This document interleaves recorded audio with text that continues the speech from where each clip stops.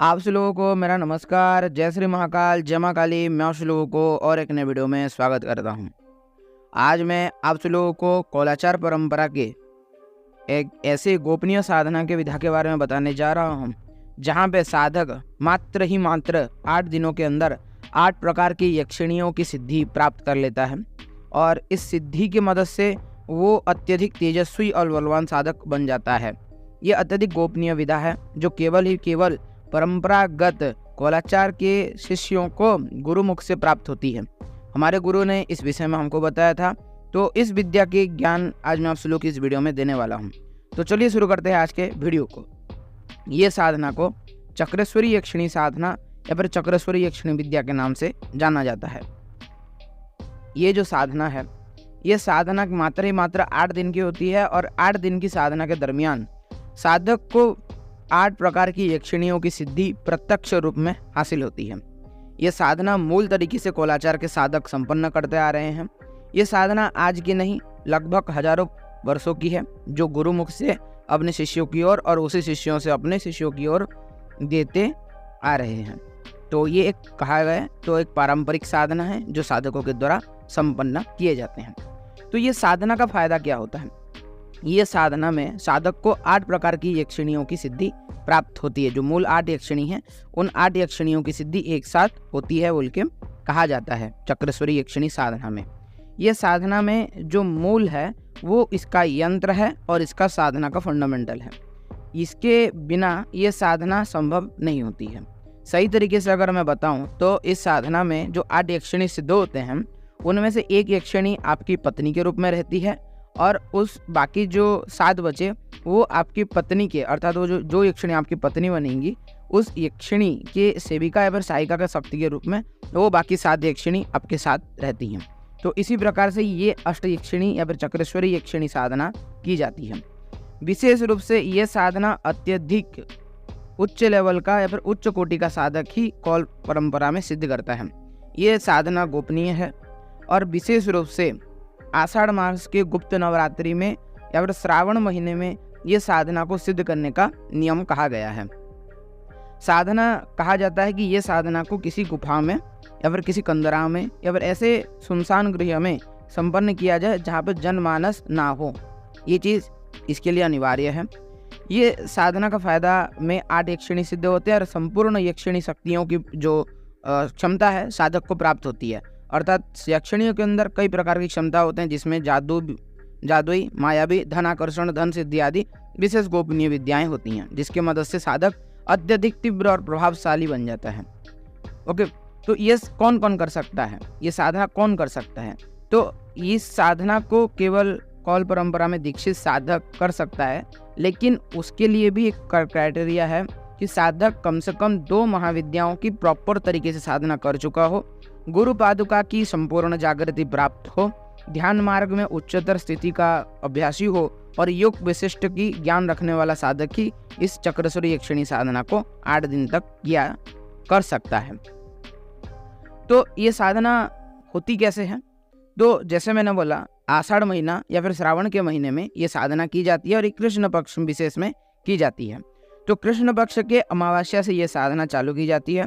इसमें कुछ विशेष प्रकार की 8 जगहों की मिट्टी, जैसे देवी मंदिर की मिट्टी, शिव मंदिर की मिट्टी, गंगा के तट की मिट्टी, देवालय की मिट्टी। देवालय अर्थात अगर विशेष रूप से इसमें जो देवालय यूज किया जाता है वो नारायण का होता है, जहाँ पे विशेष वेदोक्त यज्ञ किए जाते हैं, उसको देवालय भी कहा जाता है। तो देवालय की मिट्टी, उसके बाद श्मशान की मिट्टी, चतुष्पथ की मिट्टी, नवोपथ की मिट्टी। ये थोड़ा कठिन है, नवोपथ मिलना बहुत कठिन होता है, तो जंगलों में इसका प्रयोग विशेष रूप से देखा जाता है, इसलिए जंगल में स्थित मिट्टी का प्रयोग किया जाता है। बटमूल की मिट्टी, पीपल के पेड़ की मिट्टी और एक ऐसा कुआं जहां से 7 दिनों से कोई लगातार पानी ना लाया हो, वैसा कुआं जो 7 दिन से यूज में ना आया हो, वैसा कुआं का मिट्टी, उसके पास का मिट्टी ये यूज में लिया जाता है।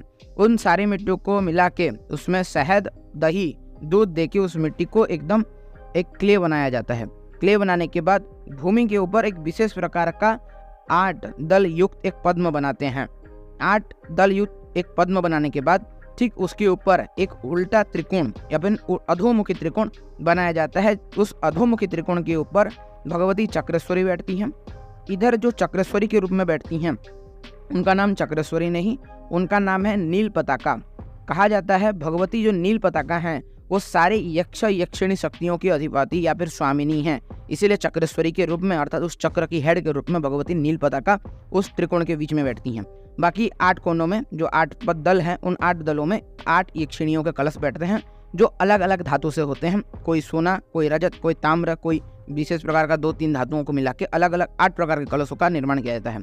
उन 8 प्रकार के कलशों के अंदर गंगा जल और शोधित कारुण मिला के उसमें उसको रखा जाता है और उसके अंदर पूर्ण पात्र या फिर पूर्ण सर्प का स्थापित करके उसके ऊपर 8 यक्षिणियों का आवाहन और बीच मूल त्रिकोण में भगवती चक्रेश्वरी नील पताका का आवाहन किया जाता है और संकल्प लिया जाता है अष्टचक्रेश्वरी यक्षिणी साधना का। विधि पूर्वक इसके बाद साधक गणपति, गुरु, शिव आदि का पूजन करता है। फिर अंतर्याग क्रम में आके वो भगवती नील पताका का अंतर्याग क्रम को करता है, अर्थात भूत शुद्धि, प्राण प्रतिष्ठा, अंतर्मात्रिका, बहिर्मात्रिका, सृष्टि संहार मात्रिका, श्रीकंठादि मात्रिका, देवी कला मात्रिका आदि न्यास करते हुए आत्मपीठ पूजा, मूल मंत्र न्यास करके वो सुधा का पान करके मानसोपचार पूजा करता है। फिर उसके बाद भगवती नील पताका का आह्वान करके बाह्य पीठ पूजा करके फिर भगवती का षोडशोपचार पूजन करता है। इसी प्रकार से पूजन करने के बाद 8 शक्तियों की जो 8 पटल में स्थापित है उन 8 शक्तियों की 8 पूजन किए जाते हैं। हर एक दिन एक शक्ति का आह्वान होता है, उसका पूजन होता है और नील पताका भगवती के साथ उस यक्षिणी के मंत्रों का जाप किया जाता है। श्राद्ध के वक्त ये जाप किया जाता है। जाप मात्र 5000 मंत्रों का होता है और 5000 मंत्रों को जाप पूर्ण करते हुए एक यक्षिणी की प्रत्यक्ष सिद्धि साधक को हासिल हो जाती है। साधक को इसमें अत्यधिक तीव्र अनुभव होते हैं जहाँ पे उसके मन विचलन और वासनाओं का परीक्षा तीव्र रूप से लिया जाता है। इसीलिए साधक को इससे पहले ही महाविद्या क्रम में 2 महाविद्याओं की जागृति और युग विशिष्ट में ज्ञान होना चाहिए, अन्यथा ये साधना असफल होती है। कहा जाता है अगर साधक ये साधना असफल करता है उस स्थिति में उसके पुरुषत्व के ऊपर और उसके बॉडी के ऊपर तथा मानसिकता के ऊपर अत्यधिक प्रभाव पड़ता है और कहीं ना कहीं कभी कभार देखा गया है कि साधक ना कर पाने के कारण पागल तक हो जाते हैं या फिर मृत्यु तक प्राप्त कर जाते हैं, इतना उग्र साधना है। तो इसी प्रकार से एक एक करके 8 दिनों के अंदर अष्टमी पर्यंत अष्टयक्षिणी की सिद्धि प्राप्त हो जाती है। नवमी को भगवती नील पताका के लिए विशेष प्रकार का यज्ञ आयोजित किया जाता है जहाँ पे नीले अपराजिता के फूल को घी में डुबो के विशेष प्रकार का यज्ञ किया जाता है और यज्ञ पूर्णाहुति करते हुए 10वीं के दिन भगवती का विशेष अर्घ्य को अर्पित करते हुए शांति अर्घ्य अर्पित करते हुए भगवती का विसर्जन किया जाता है। इस प्रकार से पूरा चक्रेश्वरी यक्षिणी साधना का वर्णन तंत्र ग्रंथों में या फिर कौल परंपराओं के विशेष जो ज्ञाता है उनके मुख से सुनने को मिलती है। ये अत्यधिक गोपनीय साधनाएं हैं। जो साधक तंत्र में अत्यधिक गंभीरता से जाता है या फिर गंभीर मार्ग को गमन करता है वही साधक ही इस चक्रेश्वरी यक्षिणी साधना को कर पाता है। सामान्य साधक गण जो लोग गृहस्थ हैं इस साधनाओं से दूर रहें। ये साधना अत्यधिक गोपनीय है। इसमें जो प्रयोग किए जाने वाले मालाएं भी हैं वो अलग 8 प्रकार के अलग अलग माला होते हैं, जिनमें से बेल की जो लकड़ी की माला, तुलसी के पेड़ की लकड़ी की माला, तुलसी के जड़ जिसको बोलते तुलसी के जड़ की लकड़ी की माला आदि विशेष प्रयोजनों में लिए जाते हैं। 8 दिन के लिए 8 अलग अलग प्रकार की माला और भगवती नील पताका के लिए एक विशेष प्रकार की माला, जिनमें से अगर जो लोग वामाचारी साधक हैं वो ज़्यादातर अस्थि माला या फिर महाशंख माला का प्रयोग करते हैं। जो लोग थोड़ा दक्षिणाचार आदि से इस साधना को करते हैं, राजस मार्ग से करते हैं, वो लोग इसमें रुद्राक्ष का माला या फिर हकीक आदि के माला का भी प्रयोग करके साधना संपन्न करते हैं। साथ ही साथ अगर सही तरीके से बताया जाए वो यंत्र भी विशेष प्रकार का होता है। केवल उसमें एक त्रिकोण नहीं होता, वो त्रिकोण के अंदर भी कुछ विशेष प्रकार का यंत्रों का निर्माण किया जाता है जो अत्यधिक गोपनीय है। प्राण प्रतिष्ठा विधा और भगवती का आह्वान भी इसमें गोपनीय तरीके से किया जाता है, जो इधर पब्लिक में अवर्णनीय है। तो इसी प्रकार का ये साधना है जो मैंने आज सभी लोगों को बताया। अगर आज आप सभी लोगों को ये साधना का जानकारी सुनकर अगर अच्छा लगता है तो अवश्य आज की वीडियो को लाइक करें, शेयर करें, सब्सक्राइब करें। जो लोग नए सब्सक्राइब करके घंटी वाला बेल आइकन ऑल पे सेट करें ताकि मैं जो भी वीडियो अपलोड करूँ उसका नोटिफिकेशन आप सभी लोगों तक पहले पहुँचे। और एक बात, डिस्क्रिप्शन में हमारे टेलीग्राम ग्रुप का लिंक मिल जाएगा, अवश्य उस पर ज्वाइन कर लें ताकि साधकों को आने वाले न्यू अपडेट्स मिलते रहें। विविध प्रकार के गोपनीय साधनाओं के बारे में उधर हम बताते रहते हैं। लगातार साधकों के परेशानियों को हल करने के लिए VC एक्सेट्रा भी होते रहते हैं, तो साधक उसमें ज्वाइन होकर अपना एनरोल करके अपने जीवन की समस्याओं का समाधान प्राप्त कर सकते हैं निःशुल्क रूप में। तो यही था कुछ आज का वीडियो। सभी को मेरा नमस्कार। जय श्री महाकाल, जय मां काली। मिलता हूँ लोगों को और एक नए वीडियो में।